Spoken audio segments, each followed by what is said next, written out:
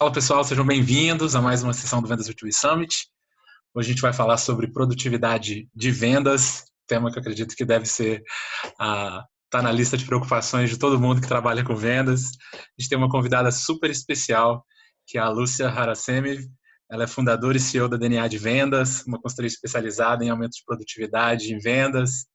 A Lúcia é reconhecida por ter liderado projetos em diversos segmentos. A gente tem aqui algumas palestras no evento da Resultados Digitais, que é um dos clientes da Lúcia. É responsável por desenvolvimento de uma metodologia inovadora que tem contribuído com o aumento de resultados aí de uma série de empresas. Atua também como mentora de vendas para empreendedores Endeavor. Lúcia, muitíssimo obrigado por ter aceitado o nosso convite e por participar do Vendas B2B Summit. Daniel, eu agradeço, é um prazer, admiro bastante do que vocês produzem de conteúdo, acho que é de grande qualidade, sou crítica bastante no que eu vejo no mercado e gosto muito do que vocês produzem. É um prazer, muito obrigada pelo convite. Legal, Lúcia. Antes da gente começar a falar de produtividade, conta para o pessoal que não te conhece aí um pouquinho da sua trajetória, o que você tem feito aí nos últimos anos e o que é a DNA. Eu sou uma vendedora que vendo desde os 14 anos e, assim, tive toda uma carreira na área comercial, desde vendedora, gerente, a regional, até diretora de vendas de uma grande rede de varejo. Eu entrei nessa rede de varejo, eu não entrei para dirigir a operação comercial, eu entrei para estruturar um programa de capacitação.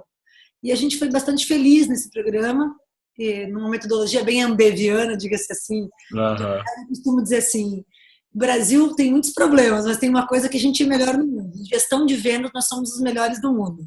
Warren Buffett que afirme isso, que não quer mais fazer investimento sem o trio lá da Ambev, né? Sem o do Grupo Garantia. Jorge Paulo Lemann, Verdade. Eles são muito bons em gestão de vendas e a gente bebeu muito daquela fonte para estruturar o programa dessa rede de varejo. Legal. E como resultado, a gente, por 2 anos consecutivos, ganhou maiores melhores da Exame. Um crescimento gigante sem comprar ninguém. É difícil fazer isso no varejo. Uhum. Descobriu que tinha montado uma metodologia que era bacana. E quando eu saí dessa rede, já há mais de 11 anos, eu fundei a DNA com um sócio e desde então a gente vem crescendo, já implantamos projetos na General Motors, Porto Seguro, dezenas e dezenas de clientes na área farmacêutica, imobiliária, de tecnologia, muitos clientes de tecnologia. Então, tem sido o nosso dia a dia isso. Que maravilha. Quando a gente estava conversando sobre o tema e você sugeriu esse tema, eu achei sensacional, porque eu acho que realmente está na lista de prioridades aí de qualquer gestor comercial. E então, por que você escolheu esse tema? Por que você acha que produtividade é tão importante para o cenário que a gente está vivendo hoje em dia, Lúcia? Produtividade é importante desde que nasceu a administração. Os primeiros estudos de administração, quando a administração ainda não era científica, era em busca de produtividade, de ganho, aqueles testes de iluminação, querendo que as pessoas produzam mais. Mas cada vez mais, porque é a racionalização, né? Racionalização no sentido de fazer mais com menos. E como é que a gente consegue fazer mais com menos para a sobrevivência, para a competitividade das organizações? Especialmente na área de vendas, que é a locomotiva, que é a área que puxa as demais áreas aí da organização e que realmente tem um orçamento significativo, tanto para vendas quanto para marketing. Então, quanto mais você otimiza, racionaliza essa área, mais o teu negócio tende a crescer, mais você pode apostar aí para fazer o teu negócio crescer e escalar. Legal. Eu sinto que durante muito tempo essas áreas de vendas trabalharam de uma forma muito intuitiva, né? Muito pouco estruturada. E o que a gente está tentando com esse evento e com outros players aqui no ecossistema é tentar dar uma abordagem mais estruturada, mais científica a vendas. E eu acho que esse tema tem tudo a ver. Então vamos lá. O que você trouxe para a gente aí de conteúdo? Bom, eu vou falar um pouquinho dos 4 pilares da produtividade de vendas.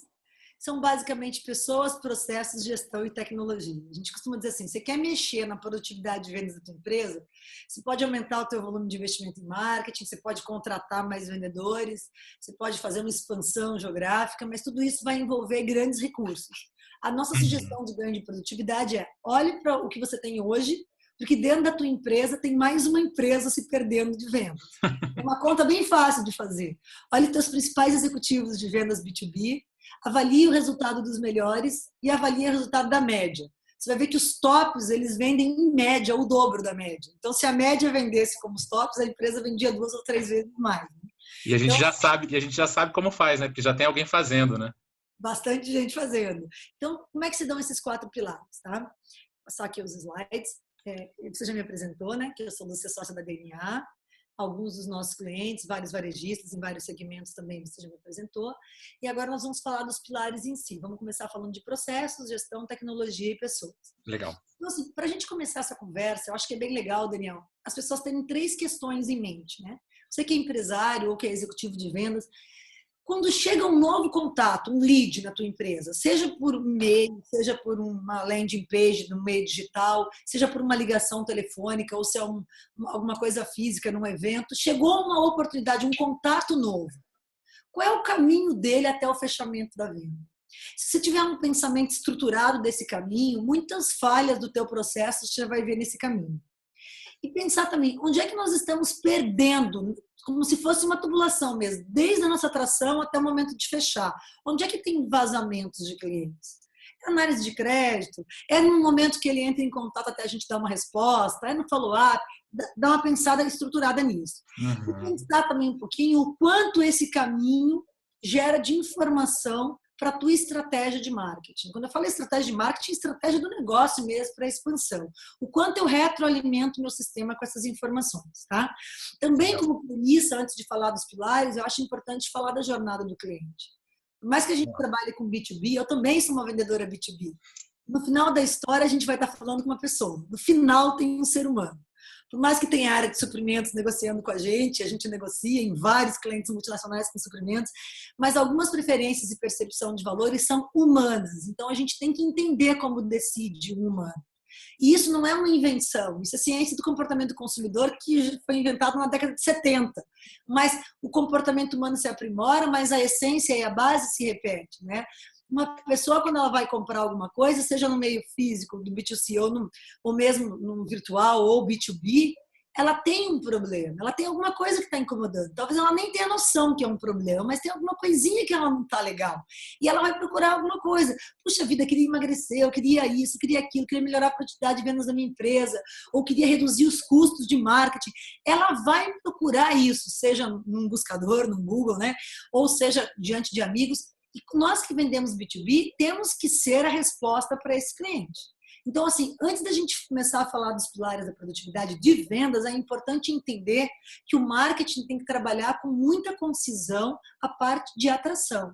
Porque cada vez mais o cliente começa a buscar informação antes de chegar na operação comercial do cliente. Verdade. Antes dele chegar no executivo de vendas, antes dele chegar no Key Account, ele está na rede. Eu costumo dizer assim, a gente pergunta para o Google coisas que a gente não tem coragem de perguntar para o chefe, para o sócio, para o marido, mas a gente pergunta para o Google. E nós, a nossa empresa, é resposta para o nosso cliente quando ele faz essas perguntas? Porque aí ele vai entrar num processo que, obviamente, para avaliar a alternativa, ele vai ter um contato com algum executivo seu.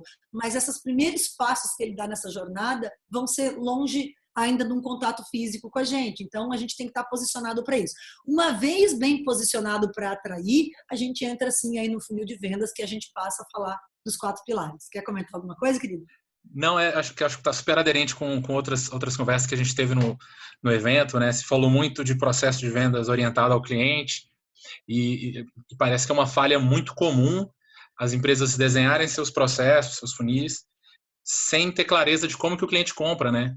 Sem pensar, por exemplo, o David Scott sugere que a gente mapeie detalhadamente em fluxogramas toda a jornada de compra do cliente para que a gente construa um processo que simplesmente espelhe isso e a gente possa ajudar o cliente em cada uma dessas etapas, né? Então, essa fase de mapeamento da jornada é muito importante, pouca gente faz, né? Assim, a gente começa com essa figura para simbolizar processo. Se eu tiver uma visão clara, é como você estruturar um projeto hidráulico mesmo numa casa. Eu gosto muito dessa comparação. Você não sai com um pedreiro construindo a tubulação. Você pensa antes por onde vai passar. E assim, uma coisa os clientes, você não vende de vez em quando. Existe um fluxo, uma cadência, existem os melhores caminhos. Então, você poder pensar e estruturar isso te ajuda muito na melhoria da tua produtividade, né? É o primeiro passo. Legal. Tá? Então, falando em processos, em fluxogramas, mapear essa jornada do cliente, E a gente fala assim, jornada do cliente, fluxograma, parece um troço chato. Rabisca, meu amigo, rabisca mesmo. Coloca ali, poxa, os clientes estão entrando por aqui e por aqui. A gente faz evento e entra pelo site, liga pelo telefone. Quem é que faz o primeiro atendimento? Encaminha para quem?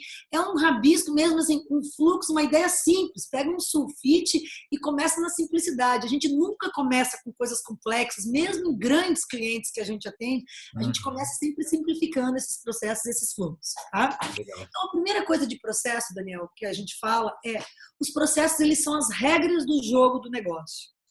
Ninguém joga um jogo sem regras. Você não entra num campo de futebol sem regras, porque não seria o mesmo jogo, se não tivesse impedimento, se não tivesse lateral, se não tivesse bola para fora. Cada jogo tem suas regras. Quais são as regras do jogo da sua empresa? Eu vou em muitas empresas, de pequenas a grandes empresas, e vejo os empresários ou mesmo os CEOs reclamando, não, porque o meu time faz assim, porque faz, pô, uma jogada vem sempre com uma precificação abaixo, nós estamos vendendo muito abaixo da margem. Qual é a política comercial? Qual é a regra do jogo? Foi discutida ou foi imposta? Porque às vezes é imposta, aí o time de vendas já desconsidera aquela tabela de preço como se fosse pro forma. Então, assim, você entra em negócios que todas as aprovações requerem uma aprovação da gerente, da diretoria e vai subindo de escalão. Se 95% das propostas da tua empresa requerem uma alçada superior de aprovação, reveja. Porque não é exceção, isso é regra. Se é regra, dá para puxar para baixo para otimizar esses processos. Então, a primeira coisa é definir as regras do jogo, do negócio em venda. Legal. Questões de preço, questões de remuneração, questão de folga, tudo que é importante para vendas, de remuneração variável, essas regras têm que estar muito claras dentro da operação do negócio. Ou ela vai causar retrabalho em algum aspecto. Ok? Legal. Eu adoro essa analogia sua com jogo, né? Tipo, imagina jogar qualquer tipo de jogo, fazer qualquer tipo de esporte sem regra, né? E a gente faz isso todo dia dentro das áreas de vendas por aí, né? Em muitos aspectos. A pessoa, assim, eu entro em empresas grandes e em empresas que o público tem a maior admiração. Tem marcas que eu não posso, que eu atendo, de empresas internacionais na área de tecnologia, que eu não posso nem divulgar no portfólio. Mas são empresas muito admiradas, com certeza, e que todos vocês usam, com certeza. E, assim, eu digo assim, não tem clareza em regras básicas. Tipo assim, cada vendedor, cada profissional de vendas, o executivo de vendas, porque é B2B também, envia o e-mail que quer, tem um template de apresentação, uns dão alguns benefícios, outros, não tem um alinhamento de clareza dessas regras, né? Então, isso faz perder produtividade. Um outro ponto de processos, Daniel, que é, assim, o calcanhar de Aquiles de muitas operações é uma definição de SLA entre marketing e vendas. Ter uma clareza, onde é que marketing passa a bola para vendas? Em muitos segmentos isso é problemático. Tá? Tem empresas grandes, minhas, de tecnologia, clientes nossos, que têm pré-vendedores que fazem uma pré-venda de negócios de ticket alto, 400, 500, 1 milhão, 400 mil, 1 milhão. Um negócio de ticket de 1 milhão, 2 milhões, eu não coloco pré-vendedor. Eu sou um super contra pré-vendedor. Eu vendo contratos de 500 mil, de 1 milhão, de 2 milhões. Eu não tenho pré-vendedor na operação para grandes negócios. Na minha operação for small, eu tenho pré-vendedor, eu tenho equipe de vendas, tudo separado. E assim, os clientes para tickets menores é a estrutura que a gente indica. Mas quando você trabalha com tickets grandes, tem que ter um alinhamento grande entre marketing e vendas para passagem de bola, porque um pré-vendedor entrar numa negociação, entrar num primeiro contato com um cliente que quer comprar uma coisa grande, dá uma percepção de valor muito ruim. Então, assim, isso tem que ser acordado com o marketing e cada vez mais depende de tecnologia. Porque, às vezes, assim, é uma questão a mais no formulário teu na internet, lá na tua landing page, que vai direcionar se é para uma operação com pré-vendedor ou se é para uma operação já com executivos de contas. Então, são coisas que você tem que pensar, porque o planejamento começa lá numa landing page até chegar em quem atende mesmo e faz o atendimento executivo, né, de vendas. Legal. Essas áreas, a linha de divisão entre essas áreas está cada vez mais tênue, né? E a gente está vendo um movimento de algumas empresas trabalhando com áreas únicas, criando áreas de aquisição ou áreas de revenue. E esse atrito que é tão natural entre vendas e marketing, e muitas vezes a gente não tem esse nível, esse acordo entre as duas áreas para esclarecer conceitos básicos, compromissos entre as áreas, regras, né? Algo que sempre gerou atrito, né? Com marketing e vendas. É impressionante como a gente ainda não define muito bem essas regras de passagem. a ponto de ter uma definição muito clara de dizer assim, ó, eu tenho que vender, sei lá, 20 contas esse mês. Para eu vender 20 contas num ticket X lá, eu vou precisar na minha conversão de, sei lá, de 50 leads ou de 60 leads, não, desculpa, de oportunidades. Eu tenho que fazer o funil inverso, de trás para frente, para chegar no que o marketing tem que me entregar. E não só em quantitativo, mas em qualitativo. É essa quantidade que você tem que me entregar de leads qualificados e essa qualificação ser muito bem alinhada entre as partes, porque senão assim, eu estou entendendo que você vai me mandar levantada de mão, quando você está me mandando é um lead scoring que você fez, que a conversão é 20 vezes menor do que uma levantada de mão. Então, aí isso compromete o resultado. Não tem problema você me mandar leads com conversões menores, mas o atendimento é diferente depois na operação comercial. Para não sobrecarregar o comercial, essa linha tem que ser bem alinhada entre marketing e venda. Ok? Maravilha. Bom, então assim, isso que você falou, né, que a linha é cada vez mais tênue. Eu gosto de falar assim que marketing é tudo. Marketing tem que começar na atração e tem que acompanhar até o analisar. Vendas vai entrar do relacionar ao vender e analisar, mas o marketing ele toma todo o escopo, né, do funil de vendas. Uma vez bem alinhado marketing e vendas, é a estruturação do funil de vendas. Também existem muitos gaps de empresas que discutem como eu estruturo o meu funil. Tem gente que tem etapa de mais, tem gente que tem etapa de menos, que falta a visualização. Quando é que você sabe que você tem etapa de menos? Quando você tem uma etapa, muitos deals parados ali. Tem clientes meus que tem 4 etapas, 3 etapas, lá tem um deal lá, apresentação de proposta. Ele deixa lá 200, 300, 400 apresentações de proposta. Não dá. O negócio que eu apresentei proposta e não teve um retorno, fica ali. Mas se eu comecei a negociar com o meu cliente, eu preciso de uma etapa a mais. Eu tenho que evoluir, porque se não for visual, não vai servir como modelo para mim. Então, assim, pensar sobre o funil, estruturar com clareza o funil de vendas. No playbook, a gente gosta muito do playbook de vendas, a gente ajudou, né, a Resultados Digitais a construir o playbook dela e de muitas outras grandes empresas. Entender não só o funil, mas os gatilhos de passagem desses funis. Não está por acaso ali. Ele precisa me lembrar que eu preciso cumprir algumas coisas. Eu costumo dizer assim, tem empresas que falam assim, mas meus executivos de contas não gostam de usar CRM. Eu falo assim, teu CRM é ruim. Ele é minha secretária, ele me lembra de tudo, ele me ajuda, Deus me livre, eu fico perdida se não for ele. Necessário, né? É impossível imaginar vendendo sem um CRM. É impossível. Então, assim, e eu não falo porque eu implanto, eu falo porque eu uso também como vendedora, né? Então, assim, e eu tenho que ter clareza quando eu passo um negócio de uma etapa para outra, se eu cumprir os gatilhos. Porque se eu não cumprir, depois eu vou dar lote por um motivo que eu não poderia, teria que ter dado na segunda etapa, levei para frente um negócio que me fez perder tempo, né? E vai distrair também estratégias estatísticas.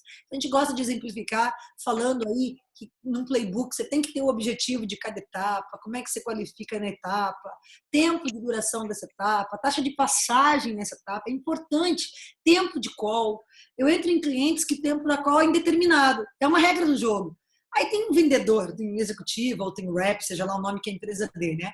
De contas, que leva numa call 40 minutos, a média é 15, e tem gente que leva 10. Tipo assim, qual que gerou mais resultado? Nunca foi feito um MVP, nunca fez uma análise estatística. Então, assim, tem um limite. Claro que as pessoas têm variação na velocidade que elas falam, no estilo delas apresentarem, mas não dá para você fazer uma apresentação de um produto com ticket baixo, você levar 40 minutos, 1 hora. Não tem cabimento isso. Porque se você vai somar essa produtividade de conversão, você não vai chegar no número que você quer, nem como empresário, nem como vendedor mesmo que quer converter para ganhar dinheiro, né?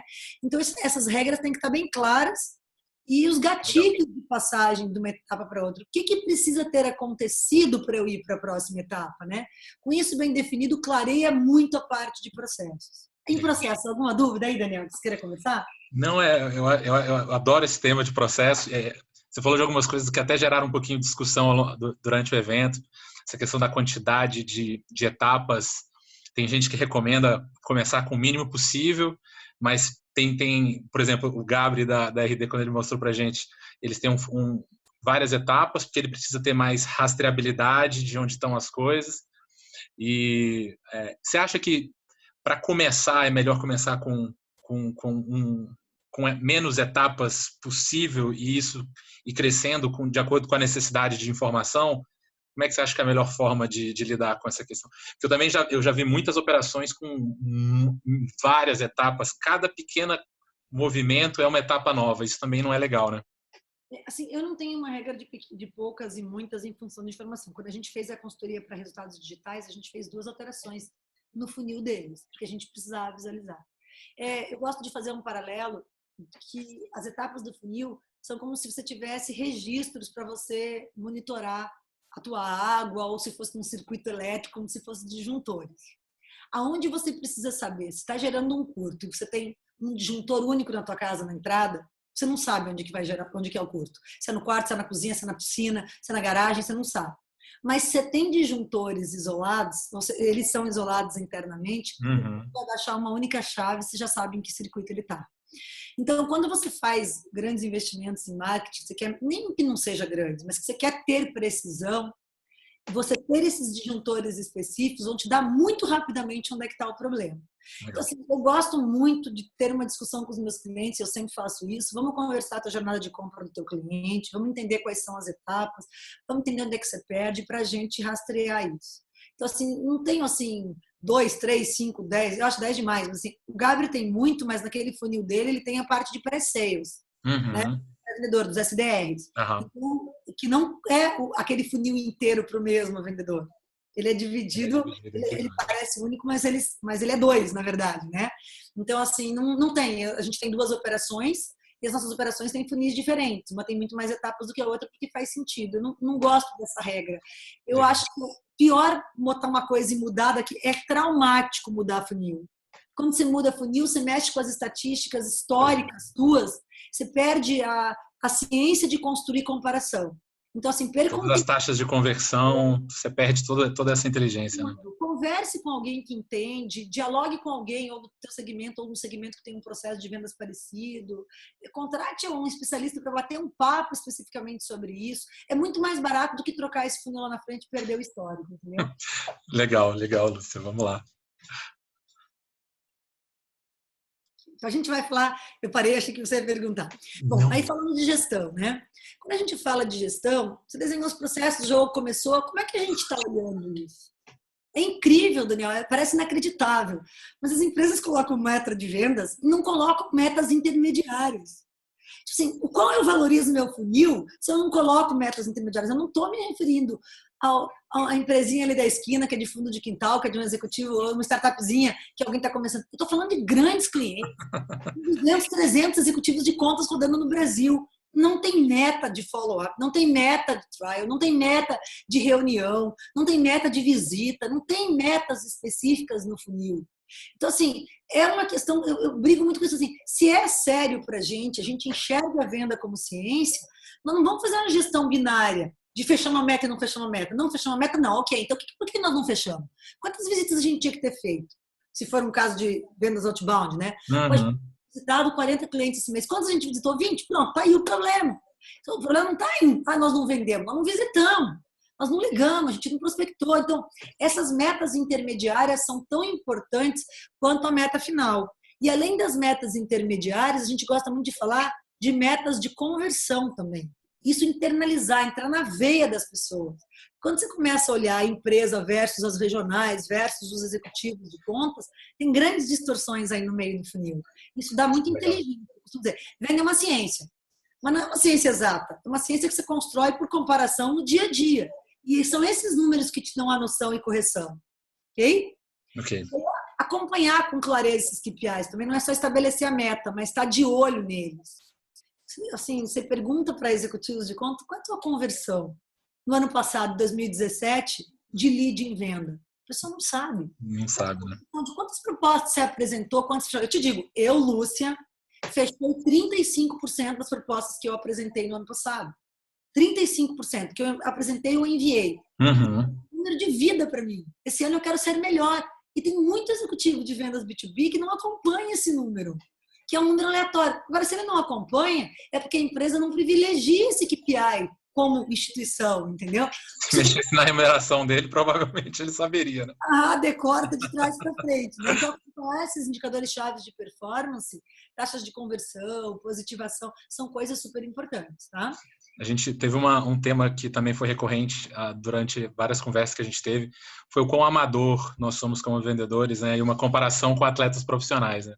Você perguntar para um nadador qual que é o tempo dele, ou para um jogador de futebol, quantos gols ele fez, ou quantas assistências ele deu. Esses números estão na veia, porque a gente vive aquilo, e aquilo é... E a gente, aparentemente, em vendas, a gente não tem essa familiaridade com os nossos números, né? E isso prova que a gente está trabalhando de uma forma totalmente estruturada. Assim, a gente bate muito firme nisso, porque tem que olhar e tem que saber na ponta da língua. Eu ainda brinco, às vezes falo assim, você sabe o salário do Ronaldinho, perdão, sabe o salário do Messi, sabe o salário do Cristiano Ronaldo, sabe o salário de tudo quanto é jogador, mas a tua conversão, que é o que você precisa para chegar no sucesso, sabe qual é, né? Outra coisa é corrigir como gestor, né? Corrigir os desvios. Você olha um número desse de uma empresa, de oportunidade em fechamento, ela está convertendo 36. Parabéns. Mas quando você desdobra os vendedores da empresa, você vê que aqueles 36 que estavam aqui, variam de 53 a 18. Então, tem gente perdendo venda demais aí.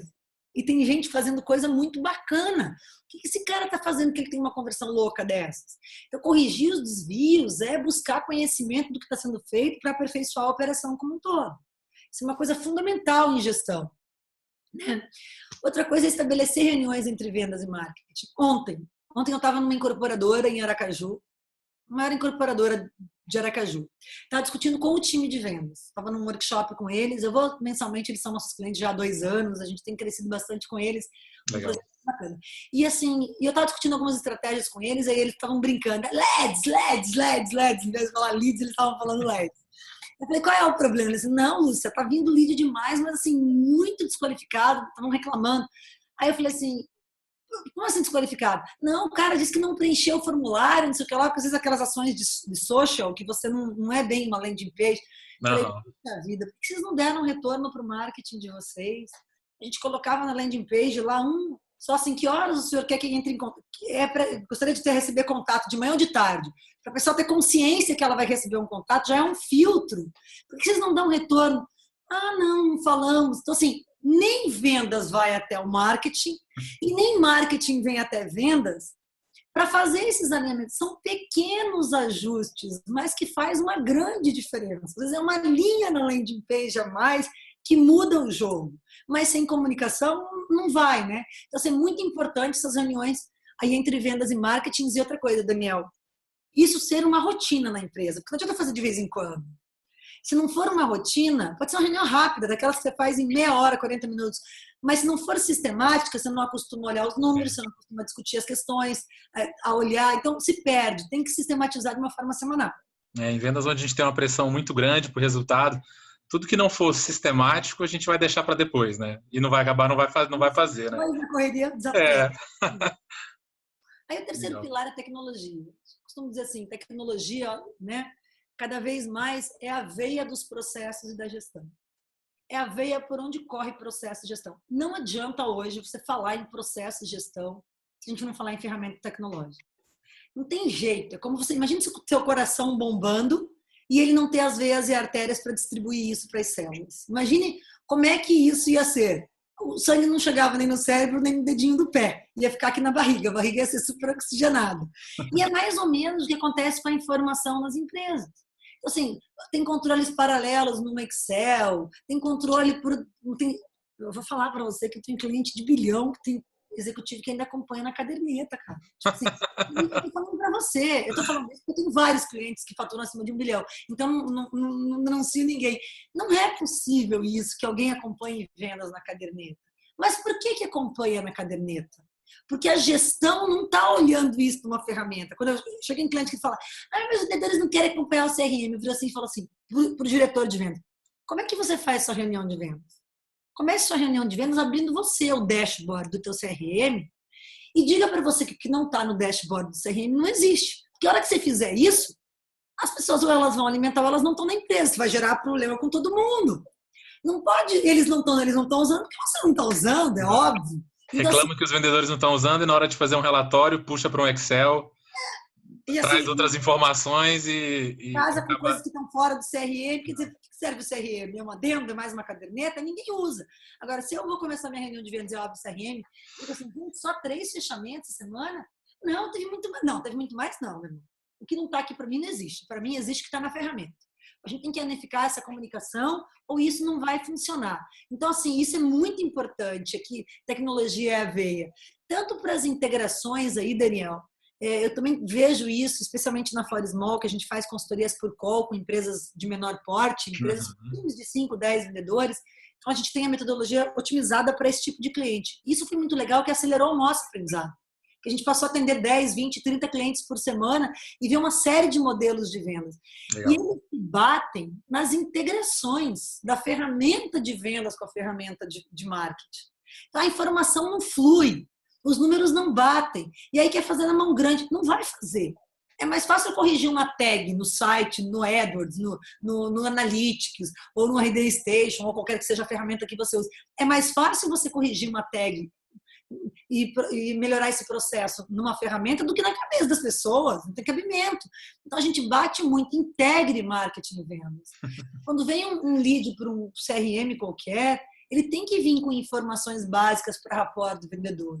Então tem muita gente que não integra, manda o lead, mas não vai com as informações completas, mas não vai com coisas que o marketing conseguiu. E da mesma maneira, quando esse lead entrou em vendas, o vendedor começa, o executivo de vendas, o vendedor começa a alimentar esse lead de informações e essa informação não volta para o marketing, uma informação extremamente preciosa. Então tem que quebrar a cabeça, perder um tempinho e fazer essas integrações. Nossas ferramentas nacionais hoje que a gente tem no mercado aí permitem as mais simples, que custam 20, 30 reais aí por mês, então não tem por que não fazer isso, das mais diversas que existem, né? As pessoas, em vez de resolver por tecnologia, contratam uma pessoa para pegar a informação de um lado e colocar no outro, né? E vai resolvendo problemas com gente. Põe alguém ali, então, para puxar daqui e colocar lá. Mas não faz o mesmo efeito, né? De jeito nenhum. Então, essas integrações, eu também gosto de falar assim, quando a gente fala integração, primeiro entre ferramentas diferentes. Depois, para o vendedor, para quem é executivo de venda, a gente poder ligar com um clique, em vez de pegar o telefone. Você vai pegar o telefone e fazer uma ligação para um cliente teu no teu celular, na hora que você pega, tem um WhatsApp. Não, até para o trabalho, mas já tem uma demanda de um outro cliente. Então, aquilo que eu ia fazer, já não vou mais. Porque entrou um WhatsApp, eu respondo, aí no meio também minha mãe está precisando de alguma coisa. E a gente é humano, é assim que funciona. Ao passo que se eu estou focada aqui no meu CRM e basta eu dar um clique, eu estou falando no celular com o meu cliente, está integrado no meu celular, ou o celular corporativo da empresa, não sei como é, o chat está integrado. Se essas ferramentas estiverem integradas, eu não saio daqui. O problema de sair daqui não é só buscar a informação depois. É a perda de foco quando eu saio de uma ferramenta para outra que eu tenho. Às vezes, eu acho que acontece comigo e acontece com vocês que estão assistindo, que trabalham com vendas. Você está super focado, quando precisa fazer um follow-up para esse cliente, na hora que você passa a mão no celular e que você se distrai, às vezes você esquece. Você levanta, vai fazer uma ligação, resolve um problema. Quando você volta, já não deu mais o horário, já não é um bom horário para ligar, fecha aquela tela. Você vai ligar de novo 1 ou 2 dias depois, já perdeu o time. É um custo muito grande de produtividade, a falta de integração. Com certeza. E surgiram uma avalanche de ferramentas pré-CRM que ajudam demais nessa fase de muito volume de prospecção, né? Que te ajuda a definir cadências e organiza o trabalho do vendedor.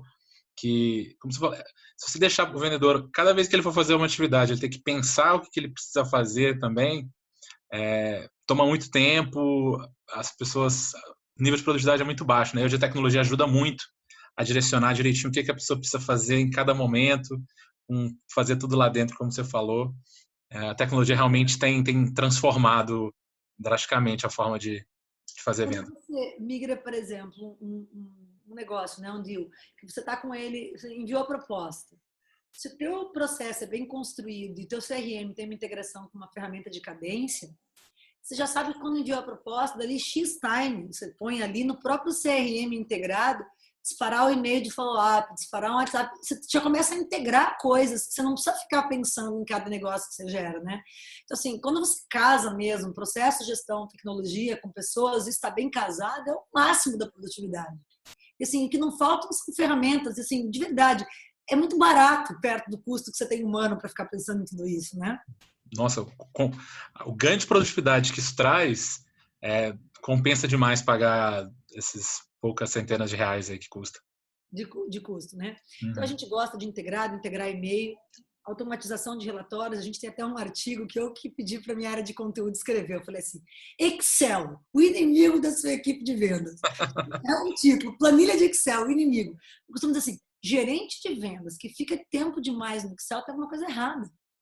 Você tem que quebrar a cabeça para construir o teu formulário básico. Construir, alguém tem que automatizar isso, seja por meio de planilha dinâmica, seja por meio do teu sistema. Mas automatiza isso, porque assim, ninguém vai... O tempo que um gestor perde, em vez de estar numa rota com o executivo, visitar com que account um cliente grande, fazer uma prospecção. O cara está modelando e fazendo planilha. Eu estou falando uma coisa que é ridícula para você, mas tem muita gente que perde muito tempo. Eu acredito demais. E que é muito ruim. Então, assim, automatizar os relatórios de marketing também. Às vezes a pessoa usa um RD, usa um HubSpot, usa uma ferramenta qualquer aí de automação de marketing, mas o dashboard da ferramenta não é real. Assim, não é real. Ah, não, porque não tá... Cara, integra. Eu tenho que bater o olho nisso, porque tem que ser real. Porque senão tudo que você usa não é real. Você tá vendo aonde isso daí? Ah, eu tô usando um relógio, mas ele tá parado. Não, mas tá ali o relógio. Não, eu uso para disparar e-mail. Não, meu irmão. Use em toda a potencialidade, né? Usa todo o funil, faz as integrações. E a gente vai para o último pilar, tá, Daniel? Mas não menos importante, talvez o mais importante, né? Não digo que é o mais, porque assim, sem processo, sem gestão de tecnologia, você tem que ter gente muito boa, muito cara e fica muito dependente de pessoas, e nenhum bom empresário quer se colocar numa situação de vulnerabilidade dessas. Então, mas não é porque você também tem tudo estruturado que você não precisa de pessoas que façam a diferença. Elas, de fato, fazem as diferenças. Vendas é o ataque das empresas, os artilheiros ganham dinheiro em qualquer esporte, porque eles fazem diferença com velocidade, com visão de jogo, com time de fazer as coisas. Então, os vendedores fazem mesmo diferença. Com relação às pessoas, que são a célula da venda, eu gosto de mostrar essa imagem, sabe, Daniel? Falar assim, qual círculo interno parece maior? Da esquerda à direita para você? Da esquerda. Da esquerda. Eles são exatamente iguais. Ok? Mas da esquerda parece maior. Porque os círculos externos são menores e o teu cérebro tem uma percepção que ele é maior, o seu, como de qualquer outra pessoa que esteja nos assistindo. Imagina, nós estamos fazendo uma brincadeira de percepção com duas dimensões. Eu consigo mudar a tua percepção? Imagine do que um bom vendedor é capaz. Porque ele não trabalha com duas dimensões, altura e largura. Ele trabalha com preço, ele trabalha com a marca, ele trabalha com a entrega, ele trabalha com a análise financeira, ele trabalha com o atendimento dele, ele tem 15, 16 dimensões. Se em duas você muda a percepção, com 16 dimensões você cria uma realidade. Estou perdendo venda por causa de preço. Preço é a maneira mais objetiva de você falar. Você não conseguiu mostrar valor, você não conseguiu fazer com que a percepção disso fosse essa. Você não conseguiu expandir essa percepção. Quando eu perco venda, e eu fico muito chateada. Eu choro às vezes quando eu perco venda. Eu choro e falo assim, cara, onde é que eu errei que eu não consegui mostrar valor? Se ele fechou com outra empresa, eu não consegui, dificilmente eu perco venda dentro. Quando eu sento com um CEO de uma média ou grande empresa, eu fecho 75% das minhas propostas. A minha linguagem é muito boa com o CEO e diretor comercial de grandes empresas. Agora, quando eu sento com o RH, ele que... ia falar uma palavrão, não posso. Fica à vontade. A minha produtividade dele. Porque o RH, eu tenho que falar a língua dele, na velocidade dele. Eu não consigo expandir esse ciclo. Eu não vou mais. Já o meu sócio que vai. Porque assim, a gente tem que reconhecer as nossas realidades. Porque construir essas realidades é o papel do vendedor. E ele faz essa diferença em campo. É verdade para um produto de R$300 por mês, um SaaS qualquer, e é verdade para um projeto de 2 milhões, 3 milhões, ele faz toda a diferença. Nós, vendedores, fazemos toda a diferença, né?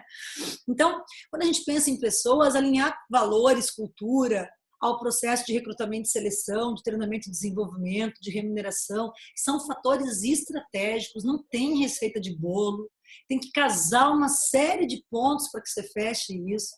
Eu acabei de sair de uma call antes de começar o nosso B2B Academy, né? Falando com um empresário de João Pessoa. E ele disse, eu queria discutir remuneração, o que você acha? Eu falei assim, a gente vai ter que descer em mais detalhes, eu tenho que entender com o mercado, porque não é uma coisa dissociada da outra, está tudo preso. Quem é o público que você quer atrair? Que maneira você vai remunerar? Como é que você vai treinar? A pessoa vai escalar rápido. Então, assim, são muitos fatores que estão por trás dessas palavrinhas, né? Mas alinhar os teus valores e a cultura da tua organização ao perfil que você está buscando é fundamental. E fazer um programa de ramp-up, de entrada de vendedor, isso é uma coisa que dá um ganho muito grande de produtividade. Tem muito vendedor que dança nos primeiros meses por falha das empresas de estruturarem esse programa de ramp-up.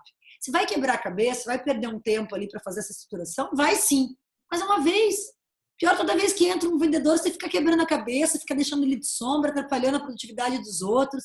Então, tem como fazer e fazer bem feito esses ramp-ups com reduções significativas de tempo para alcance de meta, né? A gente trabalha muito essa parte de desenvolvimento das pessoas.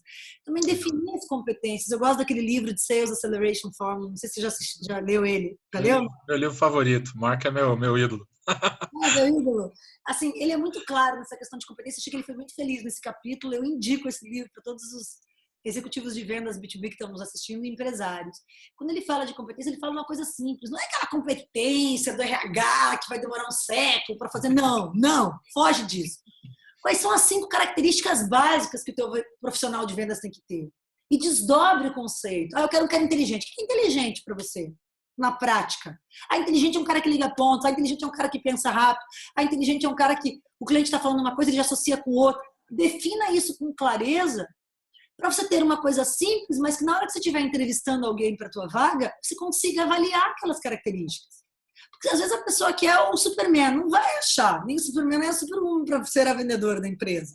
Então, o que é básico, que você não abre mão e os outros a gente desenvolve, até graus, né?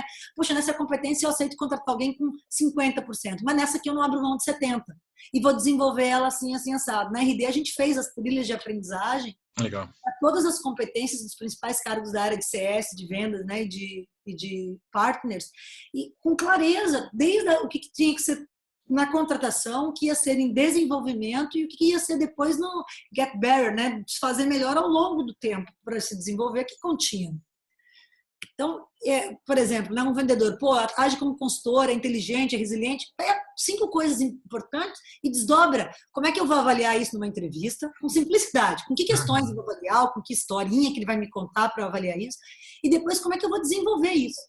Que TEDs, tem coisas prontas, você vai criar uma planilha com links. TEDs que falem sobre o assunto, palestra da B2B Academy, artigo da RD, artigo da DNA de vendas. Uma trilhazinha simples, se constrói com materiais prontos, não é criar o material. Você vai criar o conceito, depois você coloca links e a pessoa se treina.